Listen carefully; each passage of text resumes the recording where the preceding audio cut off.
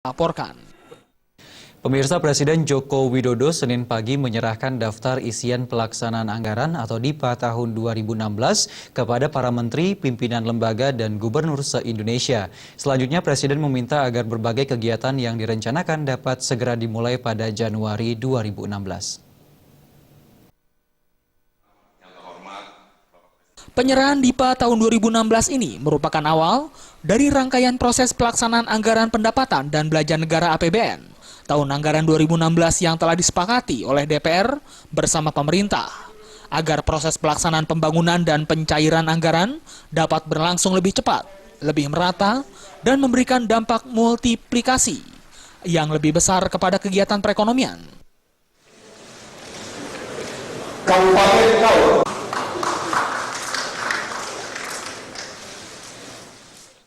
Dalam sambutannya, Presiden Jokowi menyampaikan bahwa berdasarkan hasil kesepakatan antara pemerintah dengan DPR, belanja negara dalam APBN tahun 2016 ditetapkan sebesar Rp2.095,7 triliun atau meningkat 5,6% dibandingkan dengan APBNP tahun 2015.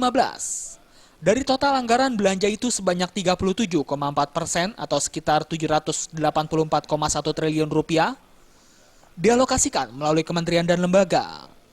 Selanjutnya sebesar 36,7% atau sekitar Rp770,2 triliun ditransfer ke daerah dan dana desa.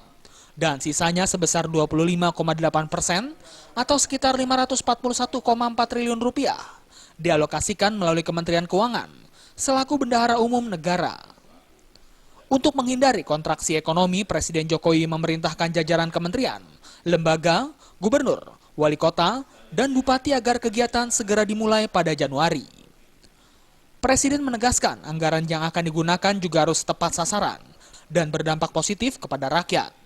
Terkait dengan itu, Presiden mengatakan akan memantau pola penyerapan anggaran di setiap daerah. Minta agar pelaksanaan berbagai kegiatan yang telah direncanakan dalam tahun 2016 dapat segera dimulai.